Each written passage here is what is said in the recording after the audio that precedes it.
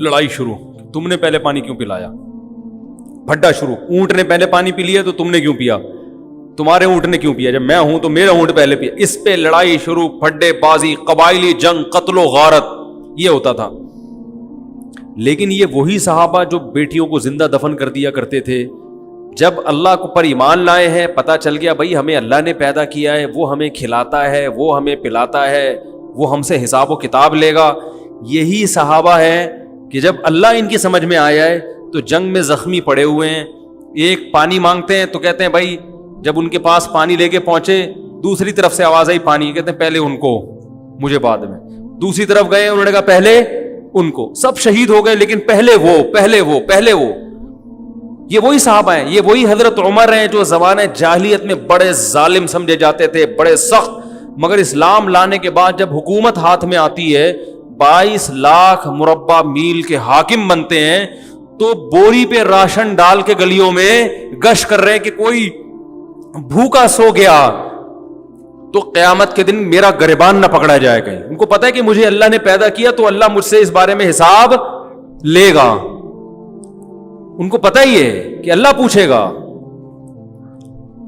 कैसा जबरदस्त वाक़या हजरत उमर का कि एक घर में गुजरे तो आवाज आई ना रोने की। पता ये चला कि एक औरत के यहां बच्चे की विलादत होने वाली है, परेशान है, तो दाई का इंतजाम किया उसके लिए। घर में कहत पड़ा हुआ है, भूख से बच्चे रो रहे हैं। हजरत उमर रजी अल्लाह ताला अन्हु गए और बोरे पे जो है ना राशन और खाना वाना लेकर गए। तो मुझे ये जब पूरा वाकया मैं सुनता हूं, मुझे इतना मैं जज्बाती नहीं होता, लेकिन इस वाकये का जो आखिरी जुज़ है ना, वो इंसान को जज्बाती बना देता है। यहां तक भी हो गया भाई, ठीक है, किसी को भूखा देखा तो अपनी जो है ना वो अपने कंधे पे बोरी रख के, खाना रख के, खली अमीरुल मोमिनीन 22 लाख मुरब्बा मील का हाकिम, इतना बड़ा, और जिसके रूम और फारिस की सल्तनतें कांपती हैं उसका नाम सुन के, घबराती हैं कि यार बहुत ताकतवर है। वो खालिद इब्ने वलीद रजी अल्लाह ताला अन्हु को किसी रूम के बादशाह ने पैगाम भेजा कि भाई तुम लोग पता नहीं क्या तलवार लेके लूटमार में निकले हुए। उसको नहीं पता था ये क्या क्यों लड़ रहे हैं। उसने कहा भाई देखो, तुम्हें अगर तुम लोग अरब लोग हो ना, तुम्हारे पास खाने वाने को नहीं है, वो तो रेगिस्तान था कुछ, अब भी वो तो पेट्रोल पैदा हो गया, वरना वहां उगता कुछ भी नहीं है अब भी। तो अगर तुम्हें कुछ खुराक चाहिए, खाना चाहिए, तो हम रोटी का इंतजाम कर देते हैं, पीना चाहिए तो पानी का इंतजाम कर देते हैं, कोई लाइन वाइन बिछा देंगे आप। खालिद इब्ने वलीद ने फरमाया हमने सुना है रूमियों का खून बहुत लजीज है, ठीक है ना, वो चाहिए हमें। यानी उसको ये ताना दिया कि हम तुमसे भिखारी हैं जो हम रोटी के लिए जंग लड़ रहे हैं। रोटी का वादा अल्लाह ने किया, वो पूरा कर देगा। अभी तो हमारा विजन ही चेंज हो गया, रोटी पानी हमारे मसाइल रहे नहीं है। हजरत उमर रजी अल्लाह ताला अन्हु ने, ये पूरा वाकया बड़ा दिलचस्प है, उनके लिए खाना पीना लेकर गए। तो जब खाना लगाया ना, तो हजरत उमर के खातिम ने कहा चलें, बस दे दिया खाना। उन्होंने फरमाया नहीं। कैसा अल्लाह ने दिल बनाया ना। उन्होंने, हजरत उमर ने फरमाया मैंने इनको भूख से रोते हुए देखा है, अब मैं इनको खाना खाते हुए भी देखना चाहता हूं। कुछ खाने, हालांकि खुद थोड़ी खा रहे हैं वहां खड़े होकर, खाता हुआ देखना चाहता हूं। खुश हो रहे हैं गरीब को खाता हुआ देखकर। कैसे सख्त दिल थे, और अल्लाह ने कैसा नरम दिल बना दी। भाई खाना पहुंचा दिया ना, बस अब चले ना ना ना ना भाई, खाना पहुंचा के कैसे चले जाएं? अब इनको खाता हुआ थोड़ी देर, कुछ देर खाता हुआ देख के खुश तो होने दो। हजरत उमर को खाना खाने से इतनी खुशी नहीं होती जितना उनको खाते हुए देखकर खुश हो रहे हैं। तो ये कोई पावर थी, कोई क्या नबी सल्लल्लाहु अलैहि वसल्लम ने हजरत उमर के सर पे तलवार रख के ये सिखाया था उनको कि तुम ऐसे हुकूमत करना है? या कोई उस वक्त अक़वाम मुत्तहिदा बनी हुई थी कि जो ममालिक अपनी रियाया का ख्याल नहीं कर रहे तो अक़वाम अदालत में या बैनुल अक़वामी अदालत में उनके खिलाफ केस हो जाएगा? कोई था ऐसा? या हजरत उमर को यह डर था कि अगर मैंने ऐसा नहीं किया तो रियाया मेरे खिलाफ खड़ी हो जाएगी? वो तो ऐसी पावरफुल हुकूमत, कोई बगावत का दूर दूर तक भी खतरा नहीं था। अल्लाह का खौफ, अल्लाह का खौफ कि जिस खुदा ने मुझे हुकूमत दी है, अयहसबुल इंसानु अन युत्रका सुदा, اللہ نے قرآن میں کہہ دیا ہے کہ تم یہ مت سمجھو کہ بیکار چھوڑ دیے جاؤ گے. ہر عمل کی ریزن بیان کرنی پڑے گی کہ اے عمر, اگر آپ کی رعایا میں ایک گھر بھوکا تھا, آپ کو پتہ نہیں چلا, تو اس کی ریزن بیان کریں کہ آپ کو پتہ کیوں نہیں چلا, اور اگر آپ کو پتہ چل گیا تو اس کے گھر میں کھانا پہنچانے کا انتظام کیوں نہیں ہوا. یہ بھی ایک عمل ہے نا, اس عمل کا جواب دیں. حضرت عمر کے پاس اس کا جواب نہ ہوتا, اس لیے کندھے پہ راشن ڈال کے لے کے جا رہے ہیں. آپ حکمرانوں کو برا بلا کہتے رہو, یہ ایسے یہ ویسے, یہ یوں, تو بھائی وہ بھی اور ہم سب ایک ہی جیسے ہیں. ہم کون سا اپنی ذمہ داری پوری کر رہے ہیں؟ آج مثالیں دی جاتی ہیں, حکمرانوں کو شرمندہ کیا جاتا ہے حضرت عمر کی مثالیں دے کے, دیکھو وہ ایسے تھے تم ایسے, وہ ایسے تھے تم ایسے. ٹھیک ہے, جب آپ کو کسی حاکم سے ملاقات کا موقع ملے تو آپ شرمندہ کریں, لیکن ہم اپنے گریبان میں بھی تو جھانک کے دیکھیں. صبح سے لے کے رات تک, رات سے لے کے صبح تک, کیا ہمارا ہر عمل ایسا ہے کہ ہم اس کی, اللہ ہم سے وجہ پوچھے تو ہم وجہ بیان کر سکیں کہ اللہ اس وجہ سے میں نے ایسا کیا ہے؟ بہت سارے کام ہمارے غلط ہو رہے ہیں. حضرت عمر رضی اللہ تعالی عنہ احترام بڑے کیا کرتے تھے. آج تھوڑا سا کوئی عہدہ مل جائے نا تو انسان اپنی اوقات بھول جاتا. تکبر, اس لیے کہ وہ اس کو اللہ کی طرف سے بھیک نہیں سمجھتا. جس کو کوئی چیز بھیک میں ملی ہوتی ہے تو وہ کبھی بھی اتراتا نہیں. دیکھو آپ کے پاس کچھ بھی نہیں تھا پہننے کے لیے, بھکاری بن کے کسی کے در پہ گئے, سیٹھ صاحب نے آپ کو ایک ٹائی دے دی, 3 پیس سوٹ دے دیا, بنیان دے دیا ہے بھائی, اور شیمپو دے دیا کہ نہا لو. نہا کے آپ نے ٹائی وائی پہنی, اب آپ اسی کے سامنے اکڑ رہے ہو اور لوگوں کو یوں کر کے دکھا رہے ہو, تو وہ بولے گا بھائی میں نے دی ہے, واپس لے لوں گا میں. تو جو چیز بھیک میں ملی ہوتی ہے انسان اس پہ اکڑتا نہیں, اور جو اپنے پیسوں سے خریدی ہوتی ہے اس پہ اکڑتا ہے. خود گئے طارق روڈ میں شاپنگ کی آپ نے, اپنی تنخواہ میں سے, آپ کو تنخواہ ملی تھی, اچھی تنخواہ ہے آپ کی, وہاں سے 3 پیس سوٹ ٹائی پہن کے آئے, اپنی گاڑی میں بیٹھے, پھر آپ ایسے ایسے کر کے گھوم رہے ہیں. کوئی شرمندہ نہیں کرے گا آپ کو, بولے گا بھائی السلام علیکم, اللہ نے آپ کو دیا ہے. تو اللہ کہہ رہے ہیں یہ جو تمہاری اپنی چیزیں یہ بھی اپنی نہیں ہے, یہ سب میں نے دی ہیں. یہ جو تنخواہ آپ کو مل رہی ہے یہ تنخواہ کہاں سے آ رہی ہے؟ یہ جو آپ کی کمپنی کی ارننگ ہے یہ تو قدرت کی پیداوار ہے نا, جو اللہ پیدا کر رہا ہے. کپاس اللہ نے پیدا کی, اس سے کپڑا بنتا ہے, تو آپ ٹیکسٹائل مل میں جاب کر کے تنخواہ لے رہے ہوتے ہو. یہ تو سب اللہ کی طرف سے بھیک ہے. آپ شوگر مل میں مینیجر لگ گئے بھائی, تو شوگر پیدا کون کر رہا ہے؟ یہ گنے اللہ پیدا کر رہا ہے. آسمان سے پانی برستا ہے اور وہ میٹھے لکڑیاں پیدا ہو جاتی ہیں, اس سے میٹھی میٹھی لکڑیاں پیدا ہو جاتی ہیں شہد جیسی, اس سے رس نکلتا ہے. ایک بارش ہے جو دنیا کی ہر چیز پیدا کر رہی ہے, ایک پانی ہے جو دنیا کی ہر چیز پیدا کر, تبھی پانی بند, سب کچھ ختم. تو یہ سب چیزیں بھیک میں ملی ہیں, تو حکومت بھی کس میں ملی ہے؟ بھیک میں. تو حضرت عمر جانتے تھے کہ مجھے جو حکومت ملی ہے کس میں؟ اللہ نے بھیک میں دی ہے, یہ میرا کمال نہیں ہے. تو لہذا بڑوں کا احترام کرتے تھے. حضرت خولہ بنت ثعلبہ رضی اللہ تعالیٰ عنہ کا بڑا دلچسپ واقعہ ہے. حضرت خولہ بنت ثعلبہ جو تھیں, ان کے شوہر نے ان سے زہار کیا. زہار کہتے ہیں کہ انتی علیہ کظہر امی, بیوی کو اپنے ماں کے کسی محترم عضو سے تشبیہ دے دینا کہ تم مجھ پر ایسے ہو جیسے میری ماں کی طرح ہو. تو عرب میں یہ الفاظ طلاق کے سمجھے جاتے تھے. تو جب ان کے شوہر نے یہ الفاظ کہے تو یہ پریشان ہو گئے کہ طلاق ہوئی ہے کہ نہیں ہوئی ہے. نبی صلی اللہ علیہ وسلم کے پاس آئیں, فتح مکہ کے بعد کا واقعہ یہ.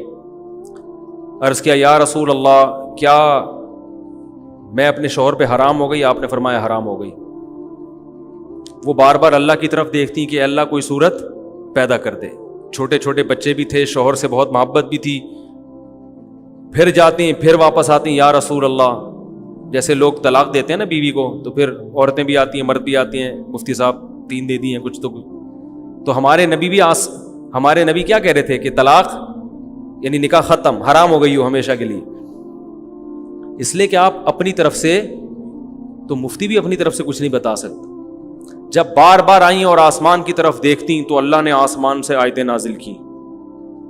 قد سمع اللہ, 28ویں پارے کا پہلی آیت, قد سمع اللہ قول التی تجادلک فی زوجہا, تحقیق سن لی اللہ نے بات اس عورت کی جو اے نبی اپنے شوہر کے بارے میں آپ سے جھگڑا کر رہی تھی.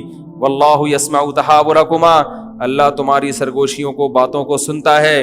اور پھر اللہ نے آیتیں نازل کی والذین یظاہرون منکم من نسائہم, جو لوگ اپنی بیویوں کو ماں کے کسی عضو سے تشبیہ دے دیں, اظہار کریں, تو اس طرح کہنے سے ان کی بیویاں حقیقت میں ماں نہیں بن جاتی. یہ طلاق کا جملہ نہیں ہے, نہ اس سے طلاق ہوگی نہ بیوی حرام ہوگی, لیکن یہ بری بات ہے. تو بری بات کی سزا یہ ہے کہ جو شوہر ایسا جملہ کہے گا تو وہ بیوی کے قریب نہیں جا سکتا جب تک کہ ایک غلام کو آزاد نہ کر دے. اور جس میں غلام کی طاقت نہیں ہے وہ 60 روزے لگاتار رکھے. جو 60 روزے بھی نہیں رکھ سکتا, کمزور ہے, بیمار ہے, تو وہ 60 مسکینوں کو 2 ٹائم کا کھانا کھلائے, اس کے بعد بیوی کے پاس جا سکتا. تو اللہ نے آیتیں نازل کی. کیا خیال ہے بھائی؟ اب آیتیں نازل ہونے کا آپشن اس لیے 3 طلاقیں دی تو وہیں بیٹھ کے بس سمجھ جائے گا کہ بیوی حرام ہو گئی ہے, ٹھیک ہے نا. اب آ کے مفتی کو تنگ نہیں کوئی گنجائش, پھر ادھر سے آ کے فتوے آج کل مارکیٹ میں اویلیبل. اور میں بتاتا ہوں اہل حدیث علماء کا میں احترام کرتا ہوں, لیکن 3 طلاق کے مسئلے میں ان کی رائے 100% غلط ہے, بالکل قرآن و حدیث سے متصادم, اجماع امت کے خلاف ہے. اس لیے ان کے فتویٰ سے بیوی حلال نہیں ہوگی. خود اہل حدیث کے لیے بھی اس فتوے پر عمل کرنا جائز نہیں ہے. تو رسول اللہ صلی اللہ علیہ وسلم نے ان کو بتایا کہ اللہ نے تمہاری بات سن لی. تو یہ بڑی ایک فضیلت تھی. یہ حضرت عمر کے دور حکومت میں یہ بوڑھی ہو چکی تھی, خولہ بنت ثعلبہ جو ہے نا, ظاہر ہے وقت گزر گیا تھا, بوڑھی ہو چکی تھی. ایک دن حضرت عمر جا رہے ہیں تو ان کو پتا چلا کہ امیر المومنین گزر رہے ہیں, تو یہ بوڑھی ہو گئی تھی. انہوں نے حضرت عمر کو روکا اور ٹھیک ٹھاک سنانا شروع کر دی. تم بادشاہ بنے ہو, تم مسلمانوں کے امیر ہو, تمہیں قوم کا خیال نہیں ہے, تم ایسے کر رہے ہو, تم ایسے, جیسے عادت ہوتی ہے بڑے بزرگوں کی.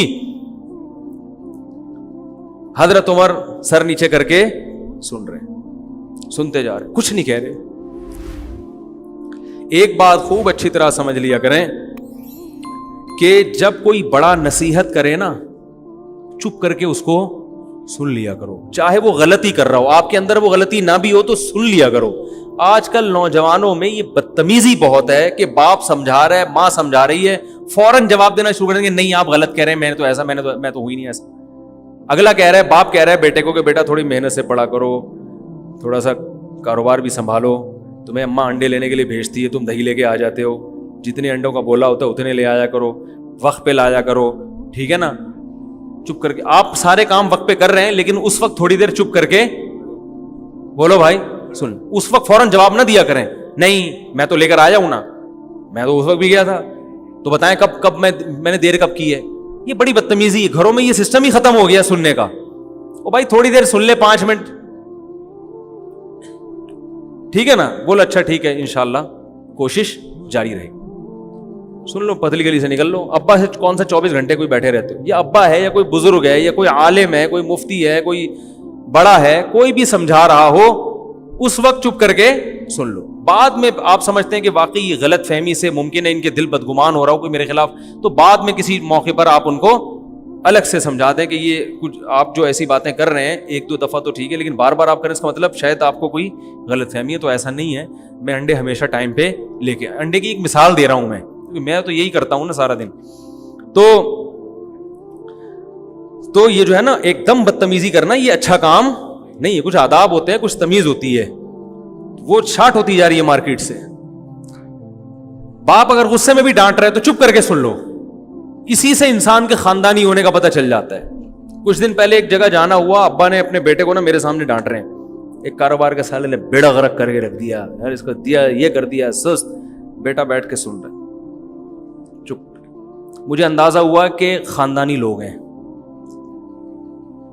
گھرانہ کیسا ہے, باپ بولتا ہے تو بیٹا چپ کر کے سنتا ہے, یہ خاندانی ہونے کی علامت. ورنہ بیٹا یہ بھی کہہ سکتا ابا مفتی صاحب کو بتانے کی کیا ضرورت ہے. وہ ہو سکتا ہے بعد میں جا کے اس نے پرچہ لکھ کے دیا ہو کہ ابا ویسے ہی مجھے سمجھا دیتے مفتی صاحب کے سامنے. ابا کو چاہیے کہ الگ سے سمجھائیں, کسی کے سامنے نہ کریں, یہ ابا کی غلطی ہے. لیکن بیٹے کی سعادت کیا ہے, چپ کر کے سن لو. یار ابا کے احسان اتنے ہیں, یہ گھر ابا نے دیا ہے بھائی, نام ابا سے ملا ہے, کوئی بات نہیں, تھوڑا سا ظلم ہو گیا تو کیا ہو گیا, وہ احسانات کے مقابلے میں اس کی کوئی اوقات ہی نہیں ہے جو ان غلطیوں کی.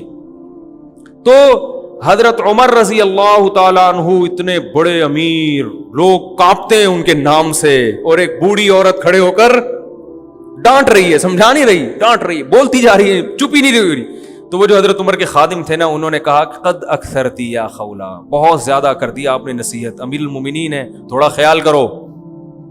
ٹھیک ہے 2-3 دفعہ ہو گیا, اب یہ آپ تو بولے ہی جا رہی ہو.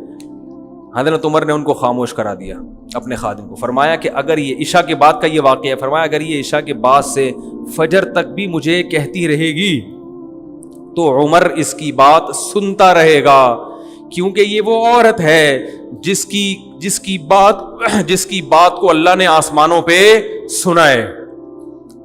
تو عمر کون ہوتا ہے اس کی بات کو سننے سے انکار کرتے؟ یہ وہ عورت ہے جس کی بات اللہ نے 7ویں آسمان پہ سنی ہے.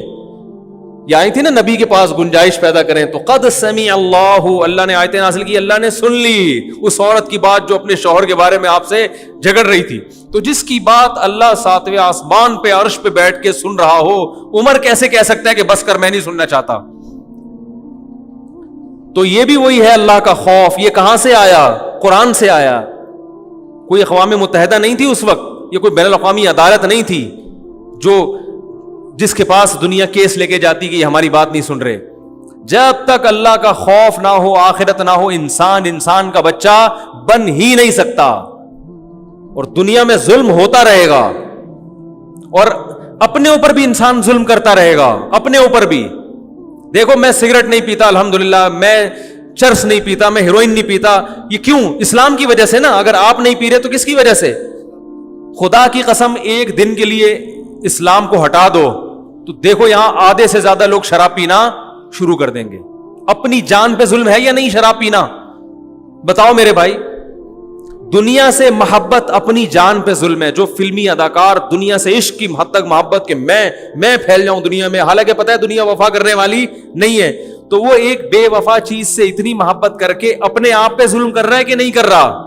تو اگر آپ کی زندگی میں دین نہیں ہے تو آپ دنیا کے لیے بھی ظالم اور اپنے لیے بھی بہت بڑے ظالم بن جاؤ گے. آپ اپنی زندگی بھی اپنے ہاتھوں تباہ کر دو گی. میں نے دیکھا ہے شرابی لوگوں کو جگر خراب ہو گیا, مر گئے جوانی میں, نشے کی خاطر چند لذتوں کی خاطر جوانی میں موت کا شکار ہو گئے, ساری زندگی برباد کر دی انہوں نے.